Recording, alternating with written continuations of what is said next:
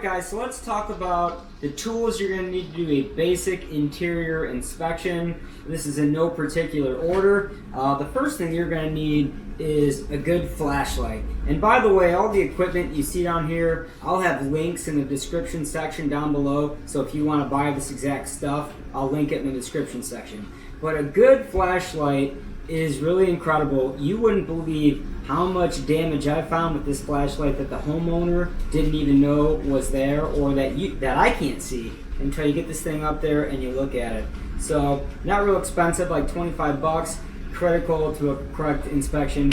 Have yourself a good flashlight. Also, headlamp. So this can be really good too. A lot of times you just need two hands. If you're in an attic, for example, a headlamp is just a better option than the regular flashlight. If you're sketching and you may need both hands, or maybe you're using two tools at once, headlamp can make a big difference. So I definitely recommend carrying that with you as well. Sketch pad. So obviously, whenever you're looking at the damage, no matter what it is, you need to draw out a sketch, an image of the room, and put in your measurements and all that. So I suggest getting this grid paper. It's it'll make your drawing look a little bit better because you can keep your lines straight. And this one, for example, opens up so you can keep your extra paper in there, and also has a place for pens. I can't tell you how many times I've done this and had to ask the homeowner for pens. It's very embarrassing. So make sure to keep pens inside that and extra paper. Post-it notes. These are actually very, very smart to have. Let's say, for example, you're sketching multiple rooms, and you're taking 150 pictures, and somebody that does, or whoever's doing your estimate is a different person. They have a hard time knowing where you are. So if you write on here bedroom 1, for example, and then on your sketch it says bedroom 1, it'll really do a lot to help keep your estimator organized. So post-it notes and label the room, and then when you take your picture, the first picture going into that room should be the post-it note saying bedroom 1. Smart idea, I recommend doing that. Again, in no particular order, batteries, whatever equipment you have, make sure before you go out in the field, if it has a built-in battery, like the one that Lisa's using to record me right now, that needs to be charged. So make sure before you go out in the field, those batteries are charged. And then anything else, like, I'll tell you what, this has happened to me quite a few times. I carry a backpack with all my equipment in there, and when this is in the backpack, sometimes it gets turned on. You don't know about it. Next time you go on an inspection, you got a dead battery. So it's very, very important for whatever equipment you carry at least one set of batteries in your backpack. It's going to save your life, I promise you that. A good camera. You don't need to go quite this fancy on the camera, but I wouldn't recommend using a cell phone camera. I know that they're pretty darn good these days, but digital zoom compared to whatever this is called, actual zoom, makes a really big difference. Let's say you got vaulted ceilings. The ceilings are like 30 foot tall or something like that, and you got a water spot the size of a dime or a nickel or something like that. You need to have correct zoom so when you're looking at the pictures, the image isn't distorted. And so that's where a camera like this makes all the difference. And when you're doing technical work, all the small little technical details are really important. You want your images to be high quality. A lot of inspectors will tell you to shoot low resolution pictures because they upload faster. I strongly disagree with that. I think keep your resolution high because it keeps your details really, really good. And just like the batteries, memory card. Okay, when you're uploading your images, sometimes you forget to put memory cards back in your equipment, and you go out to the job the next day, and you turn it on and it says no SD card. Definitely make sure you have a couple of these extra. Moisture meter. When you're onto a property and there's moisture on the wall or the ceiling and it's fresh especially, this can make or break your case. So you want to get a picture on the wall. You want to put the moisture meter on that wall and get a picture of that reading, because that evidence will go a long way in helping you on that insurance claim. Laser measurer. definitely want one of these. So when you're doing your sketch and you have to measure the room, you just point, laser comes up, you click, and there's your measurement. Once again, all this equipment will be listed. I'll have links to Amazon in the description section, and you can see all this. Even though you carry a laser measurer, sometimes you do need a tape measure, especially doing windows or smaller measurements, things like that. This just comes in handy. I would definitely recommend carrying that in addition to a laser. And the last thing we have on the table here is this, I think it's called a respirator. But if you're going up and you're looking in attics, which if you're a roofer, you need to get your butt up in there and check out that attic, because you know you got to look at the decking, you got to look at wet spots. I mean, there's a lot of data. Is the wood delaminating, whatever it may be. Insulation, especially cellulose, is very dusty. You do not want to be breathing it in. I can't tell you how many times I felt it like in my throat hours after I left an inspection. It's not a good feeling. Don't be young and invincible. Don't be dumb. Wear one of these if you're going to get into an attic. Be smart. Be healthy, guys. So this is all the equipment that you use on a basic property inspection. This is not for water remediation or anything like that. But these are the tools you're going to need. Everything is down below in the description section. And now let's get into how to do a proper inspection.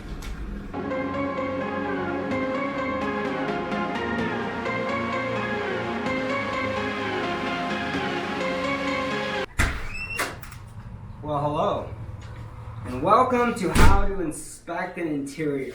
And guys, I want to keep this in mind. This is just a mock-up. This is not a real inspection. This is just for training purposes, so it's not quite exactly how you do an inspection. I do want to say though that during my inspection process, I do take a lot of these videos. In addition to your photographs, it's important that your estimator is able to see a video to kind of get a good idea of what's on your mind.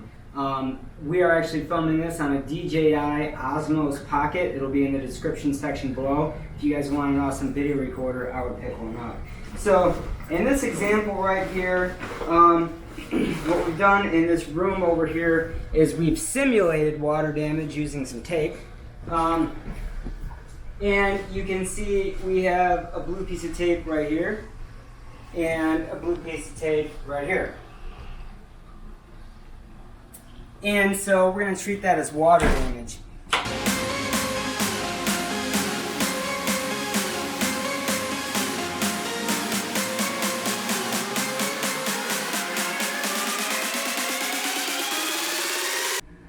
Okay, so when you're dealing with this situation on water damage, and you have small little spots like this, they are important to record. They do make a big difference. They could get you overhead and profit, so it's definitely important that you get them.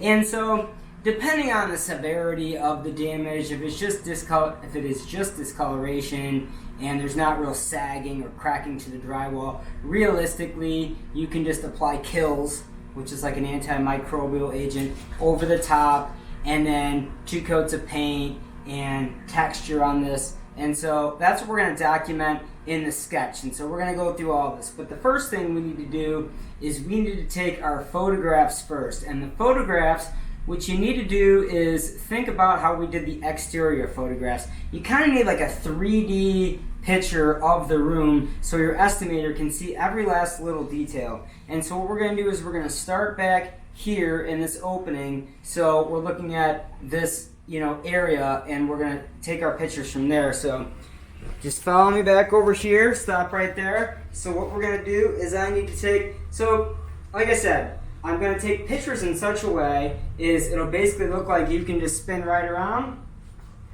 and see that entire room. So so your estimate writer knows exactly what they're doing. So the first picture, again, these are not the damage, these are your overview pictures. So, I'm going to take a picture of here looking over towards this back wall initially. And then I'm going to come here, and now I just need to kind of capture this area. So I'm going to take one picture of like the fridge, one picture of like this clock, and one picture of like that corner there.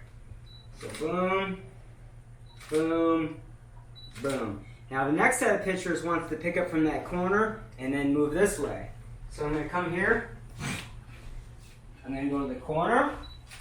I'm going to go to the back wall. And now I'm going to go where I came into the room initially, right there. Now, so we have this side, we have this side, and we have this back side. The only thing else we need is this side over here. So the first picture in this series is going to be the last picture I took, which is that opening way into the other room. I'm going to kind of get that, and the left side of this wall, and the right side of the wall, and now we have all the pictures that the estimator is going to need. So the next set of pictures is going to be at your water damage pictures here. So make sure when you do those pictures, it's just like the exterior. Your first picture needs to be from afar to get orientation. So for example, we want the estimate writer to see this damage in question is kind of by the sliding glass door and the refrigerator. So I'm going to take a picture of the water damage, excuse me, but I'm going to also get in this picture the refrigerator and the sliding glass door for orientation. Okay? So now I got that picture, your writer's going to know exactly where you are. Now I'm going to get a little bit closer. I'm going to get about halfway between that first picture and the actual damage. The estimate writer is still going to have some orientation. They're going to see that fish there, so they're still going to know that you're over the sliding glass door. And I'm going to take that picture. And now my last picture, I'm going to get right up on the damage, and I'm going to zoom right up on there so you can see every last little bit of detail on that damage. Boom. So that's how you do that. Now let's move on to this next picture. So once again, I'm going to kind of come back far so the estimate writer has good orientation. This picture, you're going to see that chandelier, the table, the back mirror. The writer's going to have really good orientation here. Now I'm going to get a picture halfway in between. So the estimate writer's still going to see this chandelier. They're still going to see this back mirror. They're still going to have really good orientation. Take that picture. And you don't need orientation on the last picture, so you can take that from anywhere. I'm going to come over here, and I'm going to really get up on this water spot, really zoom in so you can see the micro details. And bang! And now our pictures are done. We did our overview orientation pictures. We got right up on the damage. We captured that. So picture-wise, that's all we need to do. Now, what we're going to do next is we're going to show you how to actually sketch this room, and we're going to show you how to actually record a video and exactly what you should be saying so your Xactimate writer knows what's on your mind. So let's stop for now and let me get the sketch ready.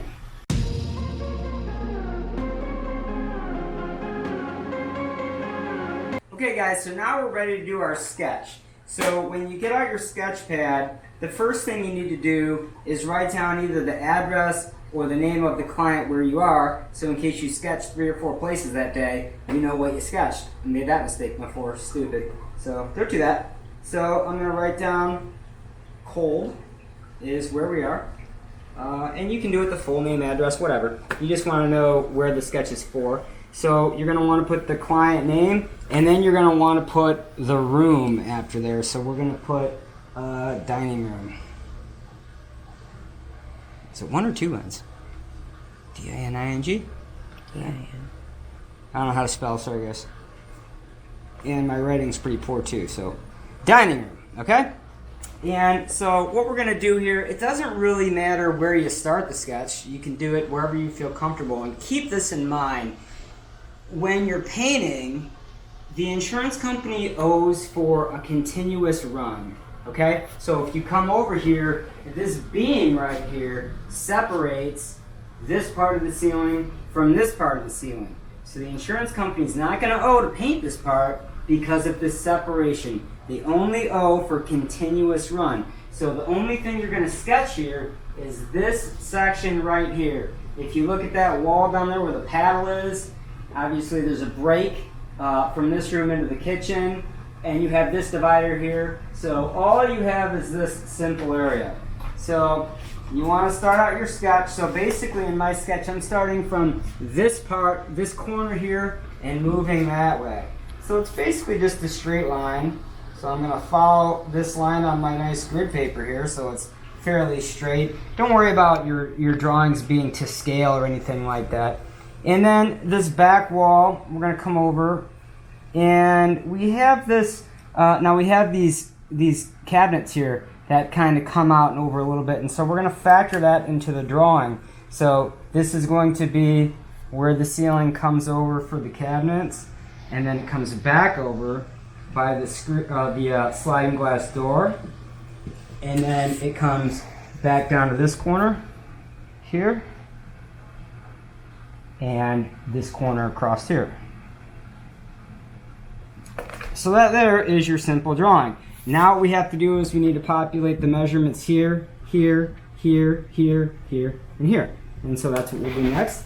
So we'll set this down for a minute. We'll go into our scope bag. We'll get up a laser measure that we discussed on the prior video, and we'll get measuring.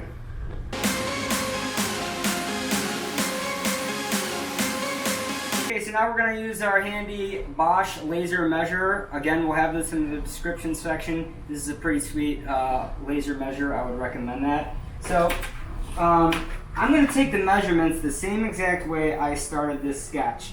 So the first measurement is basically from this wall to the wall where the paddle is over there. And so all I got to do is put this laser measure on the wall. I make the laser kick out. You can see it over there on that back wall if you look. And it shakes a little bit, but that's okay. Just make sure you're hitting the wall you need to. Capture your measurement, and you can see right there that measurement is 21 feet 1 inch. So on the diagram right here, on the inside of the line, because that represents inside the structure, not outside, we're putting 21 feet 1 inch. The next measurement we need to get is from, well, let's go over and show you. So the next measurement we need to get is basically, it's just past here, you know, it's basically from that corner to that cabinet right there. Now, I cannot actually get the laser measure right up against that wall, so I'm going to get as close as I possibly can, which is about right there. And you don't have to be 100% accurate, just do your best to be as close as you possibly can. And I'm going to capture 5 feet 5 inches. And that measurement will be populated in this line right here, because that's what we just measured.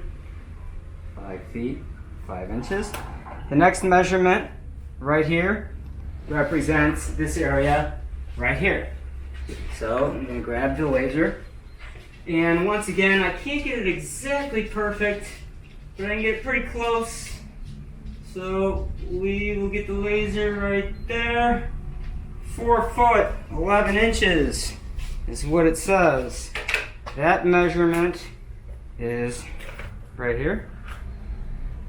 4 foot 11 inches. Next measurement right here. And again, I can't get it exactly up there. We're going to get it really close. 2 feet 4 inches.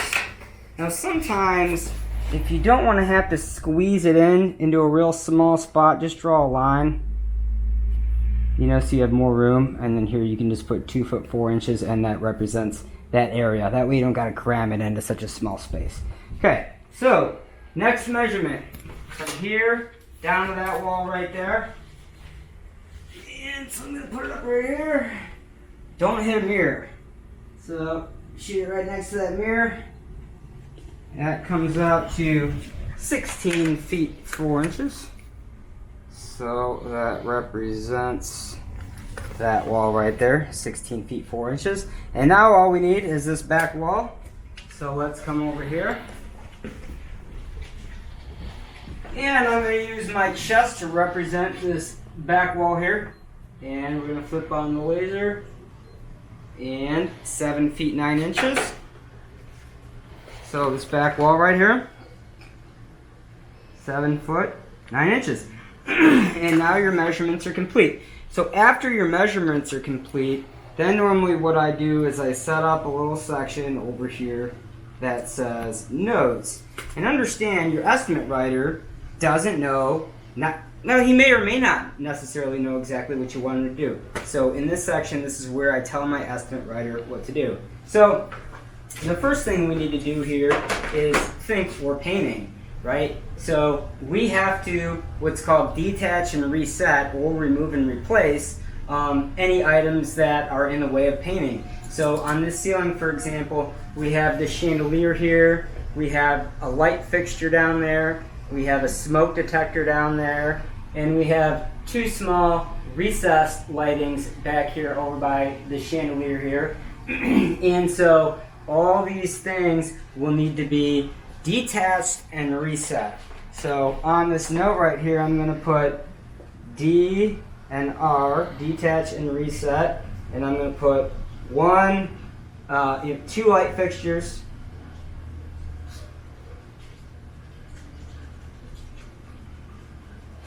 and then I'm going to put in two detach and reset, two can lights or recess lights. I just broke one, too. What's wrong with me? Okay, so two light fixtures, detach and reset, two can lights, detach and reset. Okay, so what's next? So we have these two small water spots. We're not doing any drywall repair because the damage isn't extensive enough. We're going to put kills on this side, but let's also remember that for the water to get to this side, it also was on the other side of the drywall. So we're going to add for an antimicrobial agent to the other side. An antimicrobial is like a spray that would go on top of the drywall to remove the mold on that side. Also, we know that it went through some insulation to get there. So, you know, this is literally 1 inch by 1 inch or 2 inch by 2 inch. So we're going to make that 12 by 12, 1 foot by 1 foot, and we're going to remove and replace that insulation. We're going to do antimicrobial treatment on the top side. We're going to apply kills on this side. Then we're going to do 2 coats of white paint, and we're going to do heavy texture. And that's everything that's going to be required to do that area. Nope, not everything. The other thing is the insurance company will make an allowance, obviously, if you have to move contents and move things around in order to paint and also to put down tarps and so on and so forth. So this kitchen table here, this would come out. You'd probably, the curtains there, those would come out. So again, when you're doing your estimate, all of the money is in those little details. It's very important. Get all the details down there. So in this note section, that is where I'm going to explain what I want done, and also exactly how we're shooting this video right now. That is what I would do in the real world, except I'll just tell you what I'm going to do. This is exactly how I do it. Okay, so we're out here at the Kolb residence. We're in the dining room. This is the affected area. We have some water damage to the ceiling, and so what we're going to do is we're going to remove and replace the insulation above, antimicrobial treatment. We're going to kills, paint 2 coats, texture, detach and reset these items. And the estimate writer, he'll know the small little details, but you want to shoot a video like that to give him another overview of exactly what you're looking to do. So I hope that was helpful, and I'm going to start filling out the sketch.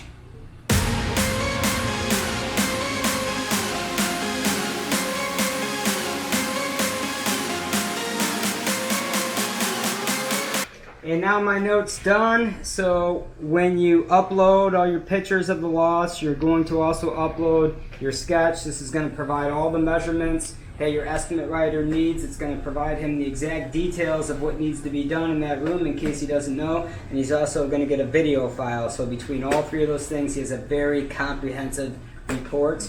And that's going to give you your best possible estimate. So that wraps up this conclusion of this training module. Hope you guys enjoyed it.